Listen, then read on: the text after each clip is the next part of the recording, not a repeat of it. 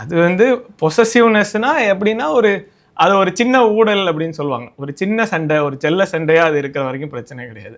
இப்போ நம்மளே நிறைய டிவோர்ஸ்டு கப்புள்ஸ் இல்லை டிவோர்ஸ்டு செலிபிரிட்டிஸோட வீடியோஸ் எல்லாம் பார்க்குறோம்.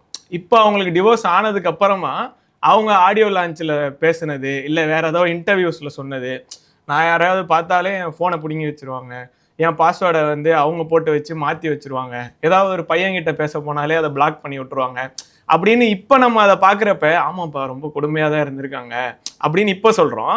ஆனால் அந்த டைமில் அந்த இன்டர்வியூஸை அவங்க ஃபன்னாக தான் சொல்லியிருப்பாங்க, நம்மளும் ஃபன்னாக தான் எடுத்துருந்துருப்போம். ஸோ அதோட எக்ஸ்டென்ட் எந்த அளவுக்கு இருக்குன்றதை வச்சு தான் அதை நம்ம புரிஞ்சிக்க முடியுமே தவிர வெளிப்படையாக இப்படியே இது தப்பு இது சரி அப்படின்னு சொல்லிடக்கூடாது.